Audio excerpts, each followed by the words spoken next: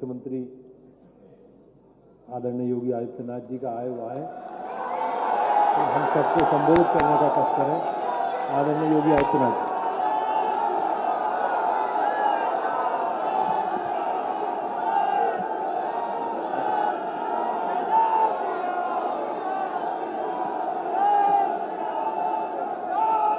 भारत माता की, भारत माता की।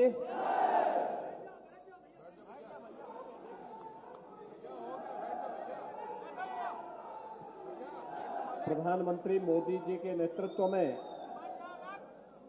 केंद्र सरकार के 9 वर्ष पूरे होने पर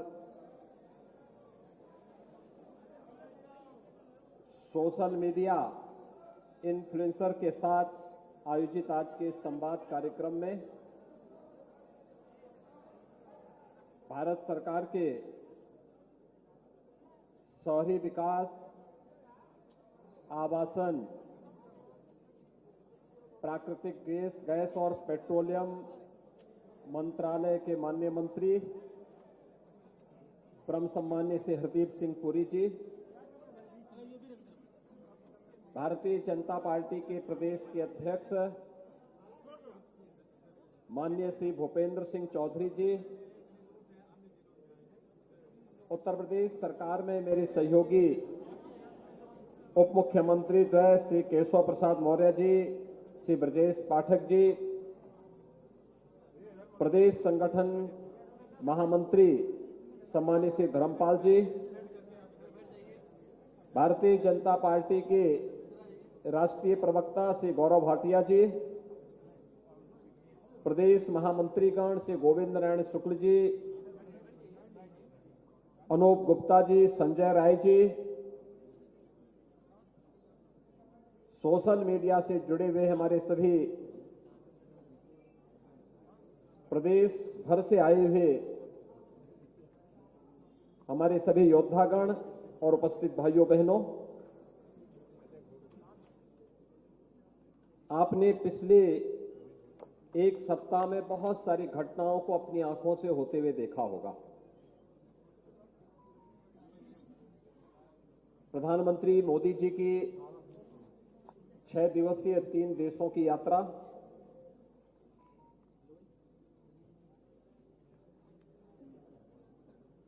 जापान, पापुआ न्यू गिनी और ऑस्ट्रेलिया की यात्रा, पहली बार आपने देखा होगा कि दुनिया के अंदर कोई संप्रभु राष्ट्र के प्रधानमंत्री दूसरे राष्ट्र के अपने समकक्ष प्रधानमंत्री के अभिनंदन के लिए जब एयरपोर्ट पर आते हैं तो उनका पैर छू करके उनका अभिनंदन करते हैं।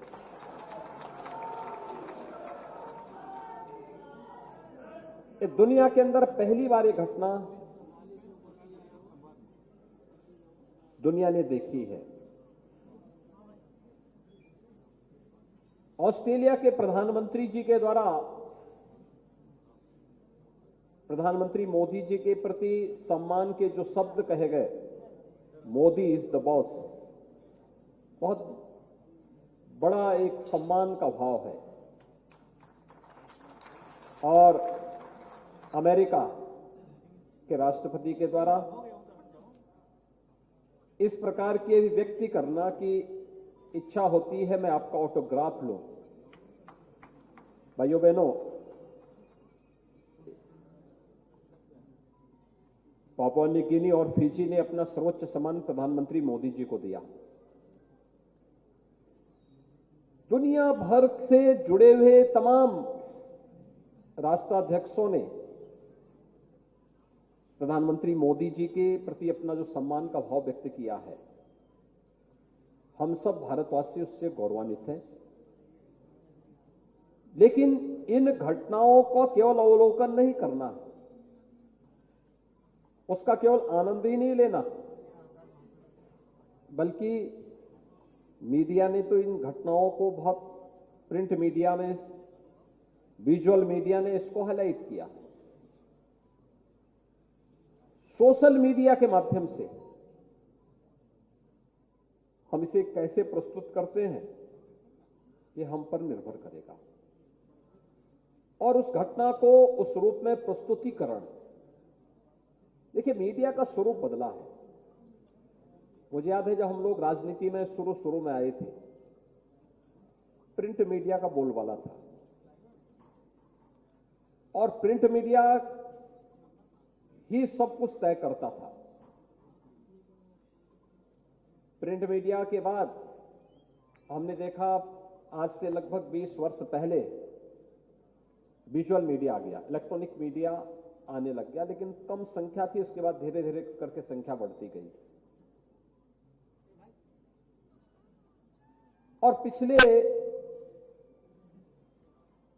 7-8 वर्षों के अंदर हम लोगों ने देखा कि सोशल मीडिया और अब डिजिटल मीडिया, ये दोनों तेजी के साथ अपना प्रचार प्रसार कर रहे हैं। इनका व्यापक पैमाने पे प्रचार हुआ है।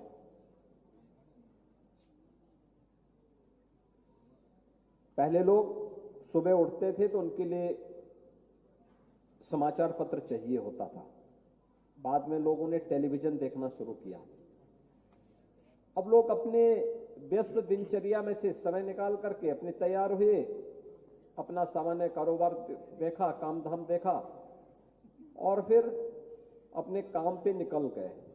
उनको जो भी देखना है, न्यूज़पेपर देखना हो या फिर कोई चैनल देखना हो या सोशल मीडिया के प्लेटफॉर्म पर ही उनको बहुत कुछ मटेरियल न्यूज के मिल जाते हैं।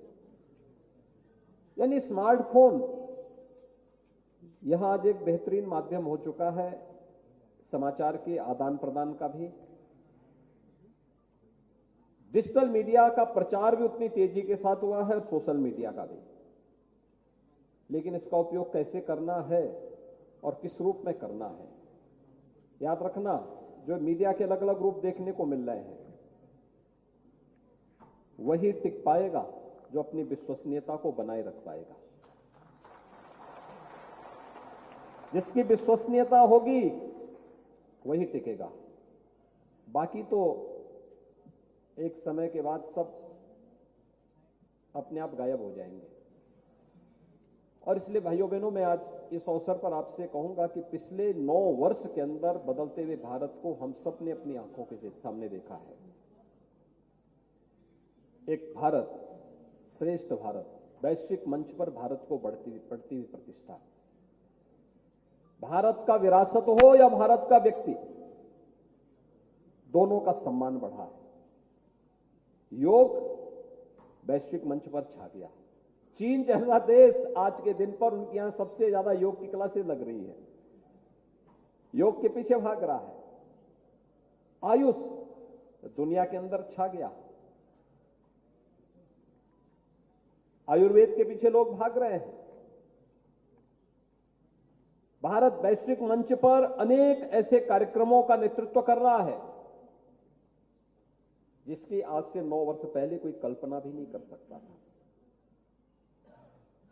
भारत का जो नागरिक दुनिया के अंदर जहां कहीं भी रहता है, आज दुनिया के अंदर जब वह व्यक्ति जाता है तो उसको सम्मान की निगाहों से देखा जाता है। और नहीं तो 9 वर्ष पहले हमारे केंद्रीय मंत्री पुरी जी स्वयं भारतीय विदेश सेवा के अधिकारी रहे।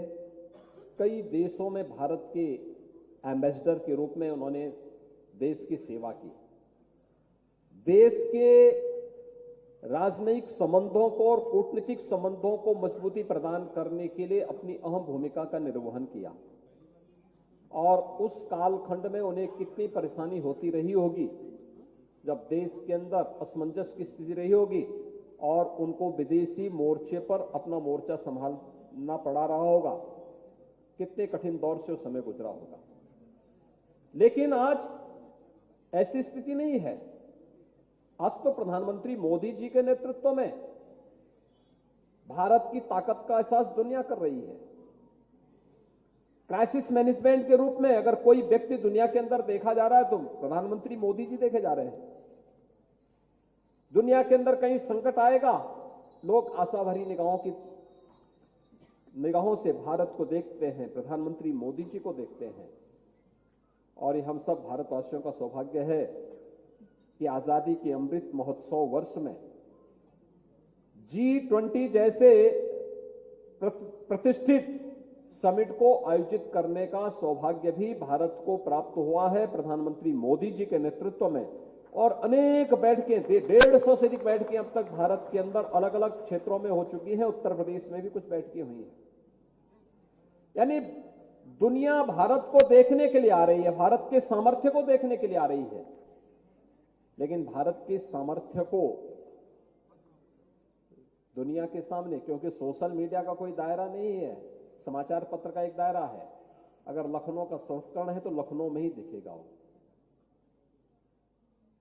वाराणसी का है तो वाराणसी में ही पढ़ने को मिलेगा। लेकिन सोशल मीडिया का तो कोई दायरा नहीं है। मैं कभी कभी देखता हूं, मैंने उत्तर प्रदेश के अंदर कुछ ऐसी घटनाएं घटित हुई जिसमें सोशल मीडिया की बड़ी नेगेटिव उनकी चीजें थी, तो मैंने उनका एनालिसिस करवाया। एक बार मैंने देखा कि इतने नेगेटिव ट्वीट क्यों आए हैं, कैसे आए हैं, मैंने उसका एनालिसिस करवाया। तो मैंने देखा उसमें 75% से अधिक ट्वीट जो हुए थे, ये सब यूके से, यूएई से, यूएस से या किसी अन्य ऐसे दूर बैठे हुए कोई अन्य जगहों से किए गए थे, जिनका भारत से या उत्तर प्रदेश के किसी शहर से कोई लेना देना नहीं था।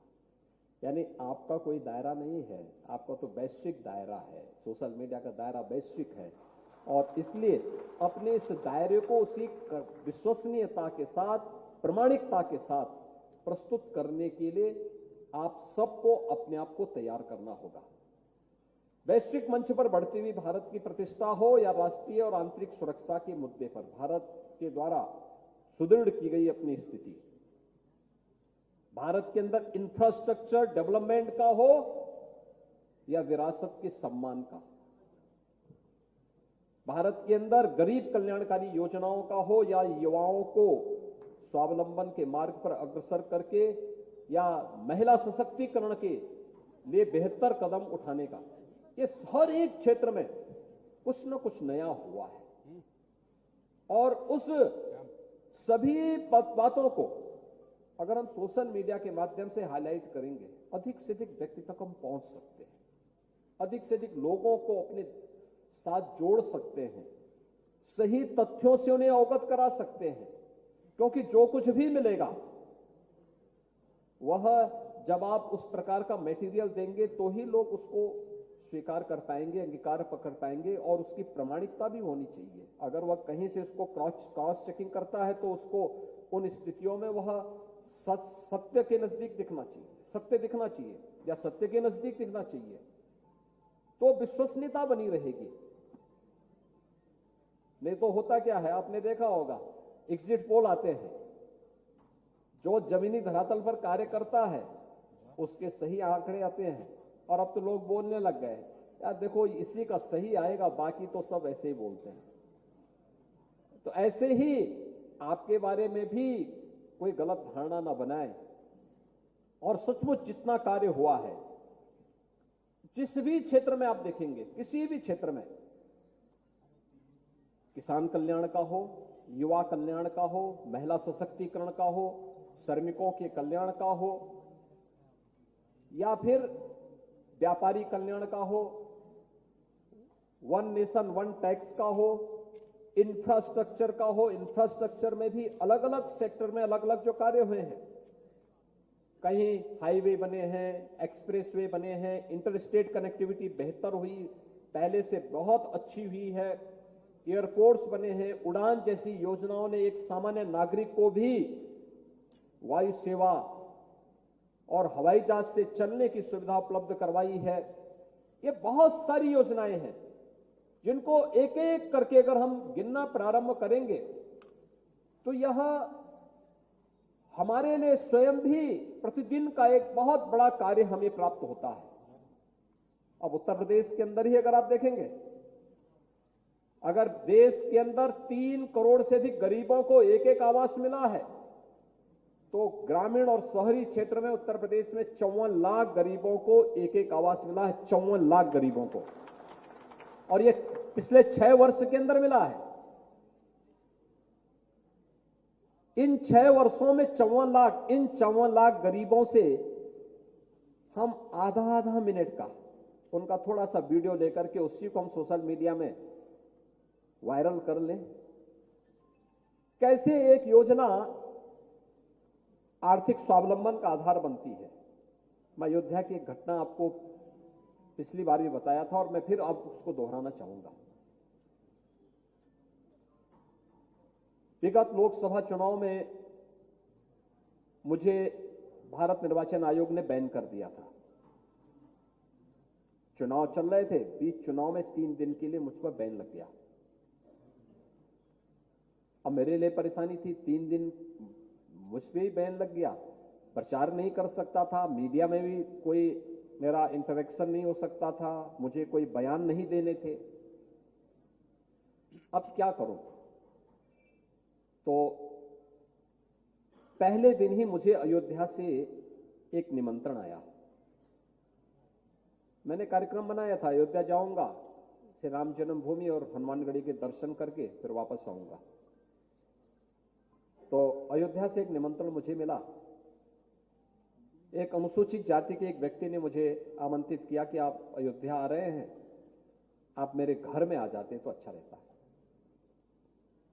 तो मैंने पूछा भी क्या है इनके घर में? लोगों ने कहा इनके घर में गृह प्रवेश है। तो मैं गया, तो मैंने कहा चलिए आ जाएंगे, क्योंकि मेरे पास कोई काम तो था नहीं, तो मुझे दर्शन के बाद था, तो मैंने कहा दर्शन के बाद घूमते घूमते निकल करके आ जाऊंगा। तो मैं सोचता था बहुत बड़ा घर होगा, लेकिन जब मैं वहां गया तो मैंने देखा कि एक छोटा सा घर है और परिवार के लोग एक थाली में दीप लेकर के खड़े हैं। तो मैंने उन लोगों से पूछा, मैंने कहा आप ऐसे क्यों खड़े हैं? उन्होंने कहा साहब आपके स्वागत के लिए। मैंने कहा आपका घर? कहा ये हमारा घर है। मैंने कहा ये तो प्रधानमंत्री आवास योजना का घर है। कहा साहब इसीलिए तो बुलाए हैं, यही तो हमें मोदी जी ने दिया है और आपने दिया है।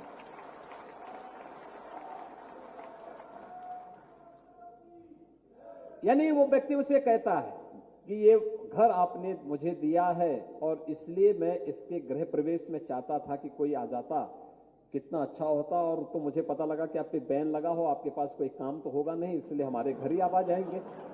तो मैंने कहा भी आपने तो बहुत अच्छी बुद्धि लगाई है। तो मैं घर चला गया, बैठ गया घर में। घर में बैठा तो मैंने कहा अच्छा बताइए आपको कुछ और योजना का लाभ मिला? कहाँ साहब, ये जो हमारे घर में भोजन बन रहा है ना, ये भी मोदी जी ने दिया। मैंने कहा और? कहा ये जो बिजली जल रही है ना, ये भी सौभाग्य योजना में हमें मिली है, फ्री में मिली है, ये भी मोदी जी ने दिया। मैंने उसके बाद कहा और कुछ? कहा साहब हाँ हमारा ये जो पासबुक है ना, ये भी मोदी जी ने दी, जनधन अकाउंट भी मोदी जी ने खोला। मैंने कहा और? कहा ये जो राशन कार्ड है ना हमारा, ये राशन कार्ड भी आपकी सरकार जब आई, बीजेपी की सरकार आई, तब हमारा बन पाया। तो मैंने कहा इससे पहले क्या होता था? आके 17 और 14 के पहले क्या हो रहा था? यह देश तो 1947 में आजाद हो गया था। कहा साहब मैं बीएसपी का फुल टाइमर था, जीवन भर मैंने अपना पूरा जीवन उसमें बर्बाद कर दिया, लेकिन कभी मेरे परिवार के लिए आवास नहीं बन पाया। मुझे आवास बनने की बात तो दूर, तो मैंने कहा कैसे रहते थे आपके? उसने कहा साहब मेरे 3 बच्चे हैं, 2 लड़की और 1 लड़का। बड़ी लड़की की शादी कर ली है, छोटी पढ़ रही है और 1 लड़का है ये। मैंने कहा आप वैसे काम क्या करते हैं? कहा साहब उनके लिए उस पार्टी में काम करता था, लेकिन समय समय पे परिवार का भरण पोषण करने के लिए राजमिस्त्री का भी काम कर लेता था। तो मैंने कहा, आपके मन में कभी इच्छा नहीं हुई कि घर बनाना चाहिए? कहा, साहब घर बनाने की इच्छा होती थी, लेकिन लड़की बड़ी थी, पहले मुझे उसकी शादी करनी थी। तो पहला पैसा इकट्ठा किया, लड़की की शादी कर दी। फिर पैसा इकट्ठा किया तो मन में आया कि घर बनाऊं या लड़के के लिए कोई कारोबार करूं। 1 लाख रुपए इकट्ठा कर पाया, लेकिन 1 लाख में तो घर बनेगा नहीं। तो उसी समय मुझे आकर के आपके अधिकारियों ने कहा कि ये प्रधानमंत्री आवास योजना में तुम्हारा घर स्वीकृत हुआ है, अपना अकाउंट नंबर दो। मैंने नंबर दिया, 1.5 लाख की पहली किस्त मेरे अकाउंट में आ गई। और अगली बार पूरा पैसा आया, मेरा पूरा मकान बन गया। मकान बनते ही बिजली वाले आए, उन्होंने कहा, भाई इसमें बिजली का कनेक्शन भी देना है। रसोई गैस का कनेक्शन भी मिल गया, राशन कार्ड भी मिल गया, 5 लाख का आयुष्मान का कार्ड भी मिल गया। और मैंने कहा, जो पैसा 1 लाख रुपया रखा है उसका क्या कर रहे हैं? मेरे मन में आया, मैंने कहा, जो 1 लाख रुपए रखें। कहा, साहब वही तो मैं बताने जा रहा हूं कि जो 1 लाख रुपया मेरा बचा है, मैंने उसको अब अपने लड़के के लिए एक ई रिक्शा खरीद लिया है। और उस ई रिक्शा से मेरा लड़का प्रतिदिन 1,000 रुपये से 1,500 रुपया अयोध्या में कमाता है। अब मुझे कोई चिंता नहीं है कि मुझे कार्य मिले या न मिले, मेरा लड़का रोज कमा करके आ रहा है। एक प्रधानमंत्री आवास योजना कैसे स्वावलंबन का आधार बनती है, उसका एक उदाहरण है। और मुझे लगता है कि यह योजना न जाने कितने लोगों के जीवन में परिवर्तन ला सकती है। 54 लाख परिवारों को एक एक आवास की योजना का लाभ दिया है डबल इंजन की सरकार ने उत्तर प्रदेश के अंदर। भाइयों बहनों, देश के अंदर 80 करोड़ लोगों को, आपने देखा होगा, इससे पहले कि आप लोगों को थोड़ा रिसर्च की आदत भी डालनी चाहिए। इससे पहले कब कब महामारी आई, थोड़ा ढूंढिए, देखिए, इतिहास के पन्नों में आपको देखने को मिलेगा। 19वीं सदी के प्रारंभ में देश के अंदर स्पेनिश फ्लू आया था। दुनिया की एक बड़ी आबादी उसकी चपेट में आई थी। यह मान्यता है कि ये 1915-16 से चल करके 20-21 तक चली थी। एक लंबा दौर चला था उसका, जैसे कोविड का 19 से लेकर के लगातार चल रहा है अभी। और लगभग 3-3.5 करोड़ लोग उसकी चपेट में आए थे, मरे थे उससे। भारत के अंदर भी गांव के गांव मर गए थे, सफाया हो गया था, कोई पूछने वाला नहीं था। क्योंकि कुछ लोग बीमारी से मरे थे, कुछ लोग भूखमरी से मरे थे। और केवल उसी समय नहीं हुआ था, ये तो आपने 1880 और 85 के बीच में जब बंकिम चंद्र चट्टोपाध्याय ने वंदे मातरम जैसा गीत लिखा था, आनंद मठ के आधार पर जो गीत रचा गया था, यह राष्ट्रीयता का भाव पैदा करने वाला, यह बंगाल के सन्यासी विद्रोह का है। कैसे वहां पर भूख और आपदा के कारण लोग भूख से मर रहे थे, किस प्रकार की अव्यवस्था थी, अराजकता थी। लेकिन इतनी बड़ी महामारी, वैश्विक महामारी, इस एक सदी की सबसे बड़ी महामारी, और भारत जैसे देश में टेस्ट फ्री, उपचार फ्री, वैक्सीन फ्री और 80 करोड़ लोगों को फ्री में राशन की सुविधा भी उपलब्ध करवाने का कार्य, यह भी मोदी जी के नेतृत्व में हुआ है। और भाइयों बहनों, देश की सबसे बड़ी आबादी का राज्य उत्तर प्रदेश में हम 15 करोड़ लोगों को पिछले 3 वर्ष से लगातार फ्री में राशन की सुविधा उपलब्ध करवा रहे हैं। ये 15 करोड़ लोगों तक कोई जाएगा, उनको कोई बोलेगा कि भाई आपको राशन की कोई सुविधा असुविधा तो नहीं है? अगर उनके हम आधे मिनट के भी बना ले, 1 करोड़ लोगों को, जिसमें निराश्रित महिलाएं हैं, वृद्धजन हैं, दिव्यांगजन हैं, 12,000 रुपये सालाना पेंशन की सुविधा उत्तर प्रदेश के अंदर हम दे रहे हैं।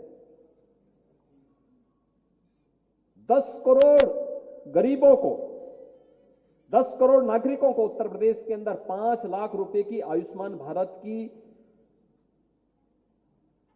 सालाना सुविधा उपलब्ध करवाने का कार्य हो रहा है। ये चीजें क्या बताती हैं? सरकार इंफ्रास्ट्रक्चर पर भी कार्य कर रही है और गरीब कल्याण की योजनाएं समान रूप से सबके बीच में। लोग कहते हैं, बहुत बार इस बात ये आरोप लगते हैं और सच भी है, वोट जिसको मर्जी जहां देना हो दे, लेकिन ये आरोप अक्सर लगते हैं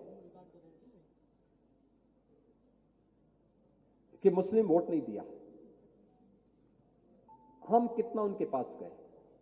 हमने क्या उनसे कभी बातचीत की? हमने योजनाओं के बारे में कभी उनसे चर्चा की? सबसे अधिक लाभार्थी, मैं एक बार एक योजना के बारे में चर्चा कर देख रहा था कि कहीं किसी के साथ कोई भेदभाव तो नहीं हो रहा है, और अब तो डाटा इतने मजबूत हो चुके हैं, इतने अच्छे आ चुके हैं, आप एक बार एनालिसिस कर लेंगे तो आपको पता लग जाएगा कि किस समुदाय से जुड़े हुए कितने लाभार्थी हैं। आप आश्चर्य करेंगे, उत्तर प्रदेश के अंदर मुस्लिम आबादी 19 से 20% होगी और उस योजना में लाभार्थियों की संख्या 35% थी। मुस्लिम लाभार्थियों की संख्या 35% थी। सरकार ने भेदभाव तो नहीं किया किसी के साथ, लेकिन उन पीड़ितों को के साथ संवाद बनाना और फिर उसको सोशल मीडिया के माध्यम से कि वह भी असलियत सामने आनी चाहिए। जो लोग वैश्विक मंच पर भारत को बदनाम करते हैं, भारत के अंदर ह्यूमन राइट की बात करते हैं, उन लोगों की आंखों को खोलने वाला होना चाहिए कि नहीं, यहां पर बिना भेदभाव की योजनाओं का लाभ दिया जाता है और यहां पर तुष्टीकरण नहीं होता है। यहां पर तो हर नागरिक के सशक्तिकरण के लिए कार्य होता है और सशक्तिकरण का यह अभियान भारत का अभियान है, क्योंकि हमें भारत को तुष्टीकरण के राह पर ले जाकर के किसी विभाजन की त्रासदी से गुजारना नहीं है। भारत को सशक्तिकरण के मार्ग पर ले जाकर के एक सशक्त और समर्थ भारत के निर्माण का मार्ग प्रशस्त करना है, और यही प्रधानमंत्री मोदी जी का मार्ग है। यही मोदी जी का मार्ग है। यह सशक्तिकरण का मार्ग ही जो भारत को समर्थ बना सके, सशक्त बना सके। और इसीलिए यही कारण है, आज से 9 वर्ष पहले भारत के अंदर पूर्वोत्तर के राज्यों में नहीं घुस सकते थे। आज नागालैंड में भारतीय जनता पार्टी की समर्थक सरकार है, मेघालय में भारतीय जनता पार्टी की समर्थक सरकार है, अरुणाचल में भारतीय जनता पार्टी की सरकार है, मणिपुर में भारतीय जनता पार्टी की सरकार है, असम में भारतीय जनता पार्टी की सरकार है, त्रिपुरा में भारतीय जनता पार्टी की सरकार है। भाइयों बहनों, ये चीजें दिखाती हैं जनता के मन में एक विश्वास पैदा हुआ है।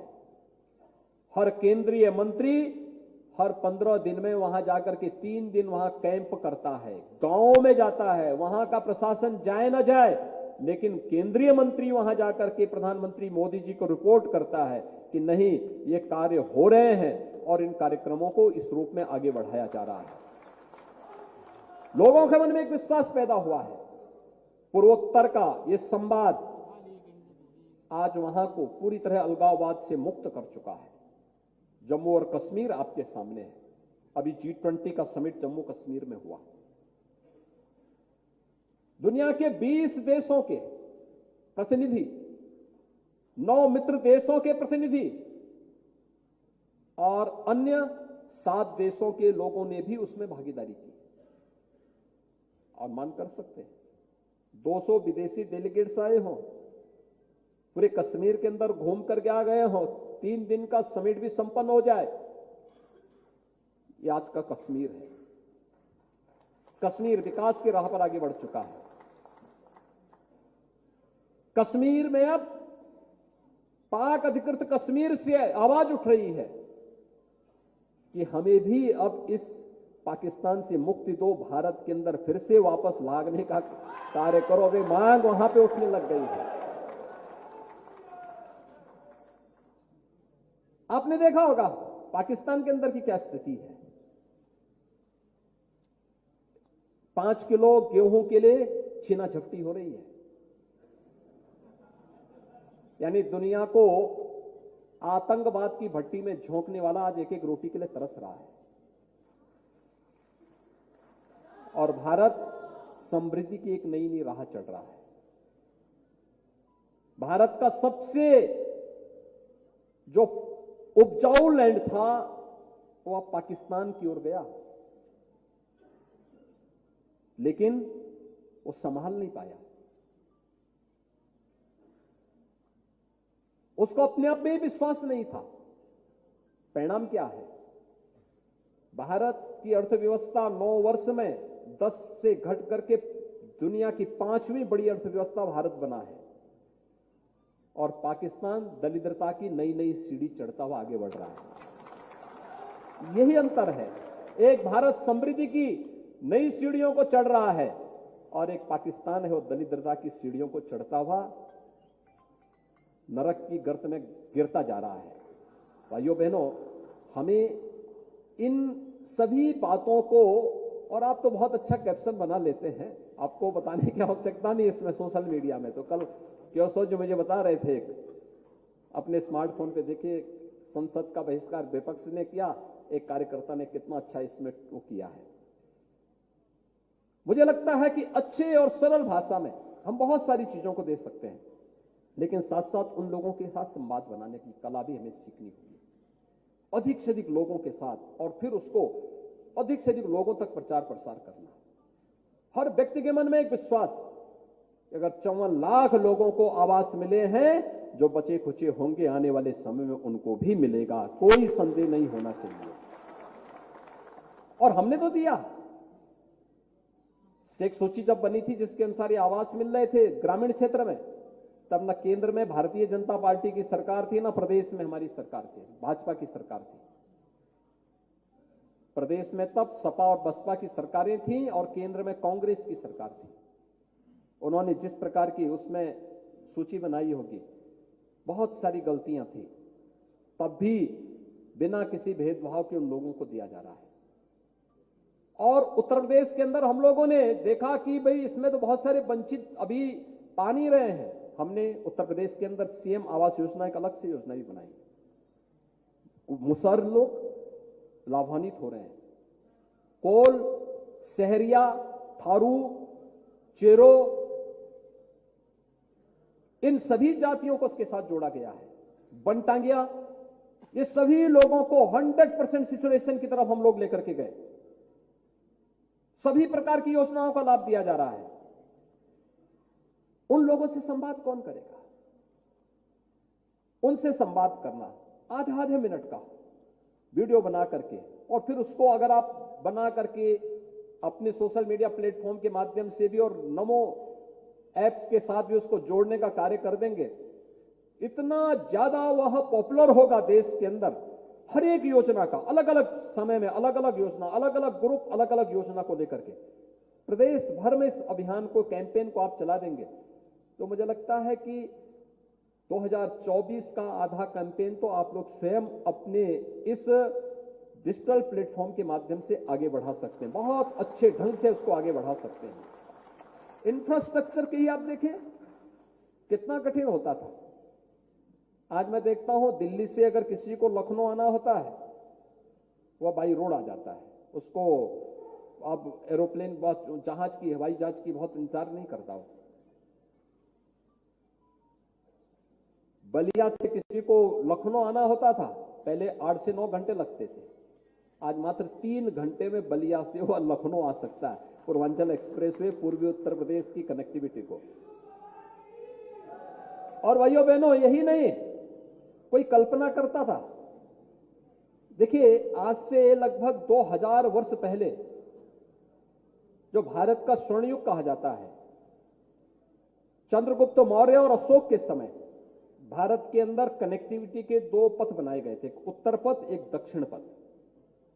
इतिहास को अगर आप देखेंगे, आपको ये सब जानकारी उसमें मिलेगी। उत्तर पथ पाटलिपुत्र, तक्षशिला से लेकर के, और पाटलिपुत्र नालंदा से लेकर के तक्षशिला तक था, क्योंकि आचार्य चाणक्य को तक्षशिला से पाटलिपुत्र आने में समय न लगे। दूसरा, सामरिक दृष्टि से भी हर समय उनकी अपनी तैयारी रह सके, इस दृष्टि से उन्होंने 2 पथ बनाए थे, क्योंकि उस समय भारत का साम्राज्य बहुत विस्तृत था, बहुत विस्तृत था। और उस समय इस प्रकार की स्थिति उन्होंने तैयार की थी। कहते हैं आचार्य चाणक्य को तक्षशिला से पाटलिपुत्र, पटना, आज के पटना पहुंचने में 4 दिन लगते थे उस समय, आज से 2000 वर्ष पहले। और आज आप दिल्ली से, आज के दिन पर आप दिल्ली से चलेंगे, Yamuna expressway, Agra Lucknow expressway, Purvanchal expressway होते हुए बक्सर से आप सीधे पटना की तरफ चले जाएंगे। मात्र 10 घंटे में दिल्ली से पटना पहुंच जाएंगे, मात्र 10 घंटे में। कनेक्टिविटी कितनी आसान हुई है। दिल्ली से चित्रकूट जाना हो, आज से 6 वर्ष पहले दूरी इसमें 10 से 12 घंटे लगते थे, आज मात्र 5 से 6 घंटे में इस दूरी को तय कर सकते हैं। 13 वर्तमान में और प्रस्तावित एक्सप्रेसवे उत्तर प्रदेश के अंदर बन रहे हैं। Inter state connectivity Uttar Pradesh की 4 लेन की हो चुकी है। 17 के पहले केवल 2 एयरपोर्ट पूरी तरह क्रियाशील थे, 2 आंशिक क्रियाशील थे। आज उत्तर प्रदेश के अंदर 9 एयरपोर्ट पूरी तरह क्रियाशील हैं, जिनमें 3 इंटरनेशनल एयरपोर्ट हैं। और इस वर्ष के अंत तक हम लोग 22 एयरपोर्ट रखेंगे। 22 एयरपोर्ट उत्तर प्रदेश के पास होंगे, जिनमें 5 इंटरनेशनल एयरपोर्ट होंगे। यानी ये कनेक्टिविटी कितनी बेहतर हुई है, ये आपके सामने है। गांव की कनेक्टिविटी बेहतर हुई है, गांव-गांव में बिजली पहुंची है, लोगों को बिजली मिल रही है, सड़कें बन रही हैं। ये सभी चीजें दिखाती हैं कि आज टेक्नोलॉजी का लाभ भी, इंफ्रास्ट्रक्चर का लाभ भी हर व्यक्ति को बिना भेदभाव के मिला है। और ये सब प्रधानमंत्री मोदी जी के विजन, उनके मार्गदर्शन, उनके नेतृत्व में देश के अंदर हर गांव तक पहुंचने के लिए, जिसके लिए पंडित दीनदयाल उपाध्याय जी ने कहा था कि आर्थिक मजबूती का आधार का मापक ऊंची सीढ़ी पर खड़े हुए व्यक्ति से नहीं होगी, बल्कि सबसे नीचे पायदान पर बैठे हुए व्यक्ति से होगी। और जब एक व्यक्ति अयोध्या में बैठ करके या किसी एक गांव में बैठ करके बोलता है कि मुझे आवास भी मिला है, मुझे शौचालय भी मिला है, मुझे रसोई गैस का कनेक्शन भी मिला है, मुझे बिजली का कनेक्शन भी मिला है, मुझे राशन कार्ड भी मिला है, मुझे 5 लाख का आयुष्मान भारत का कार्ड भी मिला है, और मेरे पास जो बचत थी उसको मैंने अपने बेरोजगार लड़के के लिए रोजगार करने के लिए एक ई रिक्शा खरीदा है, मेरा परिवार अब आर्थिक रूप से स्वावलंबी है, सशक्त है, समर्थ है, तो यह उस नए भारत की तस्वीर प्रस्तुत करता है जिस नए भारत में हम सब जी रहे हैं। भाइयों बहनों, इन सभी बातों को हम लोग बहुत अच्छे ढंग से हाईलाइट कर सकते हैं अपने तरीके से, सरल भाषा में, छोटे छोटे कैप्शन बना करके अगर हम इसको हाईलाइट करेंगे, एक बहुत सशक्त भूमिका आपकी होगी। आपकी भूमिका को आज के दिन पे कोई नकार नहीं सकता। बहुत सशक्त भूमिका सोशल मीडिया की है, और अपनी उस भूमिका के लिए आप सभी लोग इस विचार परिवार के साथ मिलकर के 2024 के लिए अभी से अपनी भूमिका तैयार करें, अभी से। क्योंकि जैसे यहां पर पहले भी हमारे पूर्व वक्ताओं ने भी कहा कि युद्ध के समय सेनाएं नहीं तैयार होती।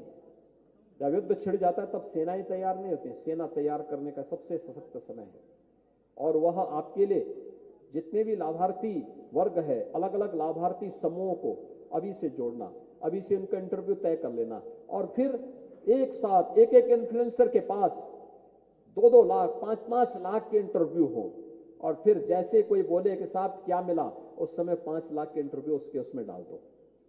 लो भाई, ये तुम्हें हम गिफ्ट दे रहे हैं। अब देखो ना, मैं तो आपको कितना बता रहा हूं कि कितने, यानी अब वो यूपी में तो लाखों में नहीं है, करोड़ों में पहुंचती है, और हर व्यक्ति बोलने को तैयार है, हर व्यक्ति इसमें सहयोग करने को तैयार है। उस दिशा में हम सबको सार्थक प्रयास करना होगा। मैं आभारी हूं सम्मानीय श्री हरदीप सिंह पुरी जी का, कि आज का उन्होंने पूरा दिन 9 वर्ष की उपलब्धियों को लेकर के उत्तर प्रदेश के अंदर मीडिया से इंटरेक्शन के लिए दिया। और आज के इस दिन में उनका जो प्रेजेंटेशन था वह अत्यंत महत्वपूर्ण था। उसकी हार्ड कॉपी आप सबको उपलब्ध होगी। हमारी जो सोशल मीडिया की टीम है, कामेश्वर जी की, चंदेल जी की, सब लोग वह सभी उन लोगों तक जो जितने भी सोशल मीडिया से जुड़े हुए हमारे इन्फ्लुएंसर हैं उन तक पहुंचाने का कार्य करेंगे। केंद्र और राज्य सरकार के सभी आंकड़ों को हाईलाइट करते हुए उस लाभार्थी ग्रुप तक भी अगर हम पहुंच सकेंगे तो मुझे लगता है कि वह और प्रभावी होगा। एक तो हम डाटा देंगे, लेकिन डाटा के बाद उस लाभार्थी तक पहुंचना, उसका आधा मिनट का वो ले लेना। ऐसे अलग अलग समूहों के अलग अलग और एक एक इन्फ्लुएंसर के पास जितने अधिक लाभार्थियों के इंटरव्यू आ सके, ज्यादा नहीं, आधा मिनट का, तो मुझे लगता है कि वह उतना ही प्रभावी ढंग से इस युद्ध में अपनी भूमिका का निर्वहन कर पाएगा। और फिर उसके बाद तो फिर जो कमेंट होते हैं आप लोगों के, वो अपने तरीके से आप अपना प्रस्तुत कर सकते हैं। एक बार पहले उसका जवाब और जवाब के बाद फिर अपने कमेंट पास आप करते रहिए, फिर उसके बाद आपकी स्वतंत्रता है।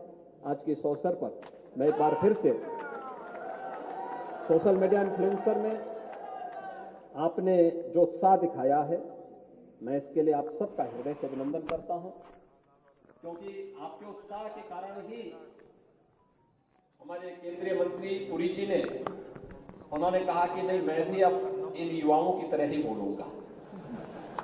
अब देखिए ना, उनका पूरा जीवन लगभग 4 दशक तो उन्होंने विदेश सेवा में भारत का पक्ष दुनिया के सामने रखने में व्यतीत किया, और पिछले 9 वर्ष से वह भारत सरकार के मंत्री के रूप में विभिन्न मंत्रालयों में कार्य करते हुए उन्होंने कार्य किया। उन्होंने यहां पे विस्तार से अपनी बात कही। ये लखनऊ के जो मेट्रो है ना, इस लखनऊ के मेट्रो के लिए फाइनेंस भी उन्होंने ही दुनिया से करवाया था। और संजोग ऐसा कि जब इसके उद्घाटन की तिथि तय होनी थी तो उसके 2 दिन पहले ही वह मंत्री बने थे। मैंने उनसे अनुरोध किया, मैंने कहा अभी तो आप कल ही आपने शपथ लिया है और मैं आपको आमंत्रित कर रहा हूं लखनऊ मेट्रो। उन्होंने कहा अच्छा तैयार हो गया? मैंने कहा हाँ। कहा उसका फाइनेंस तो मैंने ही कराया था। मैंने कहा देखो, ये प्रभु राम की कृपा है कि आपने इसको फाइनेंस कराया था और आपको कल उद्घाटन में आना। उन्होंने कहा मैं जरूर आऊंगा। और मंत्री बनने के बाद उनकी पहली विजिट उत्तर प्रदेश की थी। आज उत्तर प्रदेश से राज्यसभा के सांसद भी हैं और उत्तर प्रदेश को उनका बराबर सानिध्य और सहयोग प्राप्त होता है। मैं इस अवसर पर उनका हृदय से आभार व्यक्त करता हूं। आप सबके प्रति अपनी शुभकामनाएं व्यक्त करते हुए विश्वास करता हूं कि हम लोग 2024 के लिए अभी से 9 वर्ष की उपलब्धियों को लेकर के 1 महीने के पार्टी के इस अभियान के साथ हम जुड़ करके इस कार्यक्रम को सफल बनाएं और इस 1 माह के कार्यक्रम में अगले 1 वर्ष की भूमिका तय कर देंगे। तो भाइयों बहनों, अगले 1 वर्ष के अंदर हमारे सामने कहीं भी कोई टिकने की स्थिति में नहीं होगा। इस विश्वास के साथ इस पूरे कार्यक्रम के प्रति मैं अपनी शुभकामनाएं देता हूं। धन्यवाद। जय हिंद।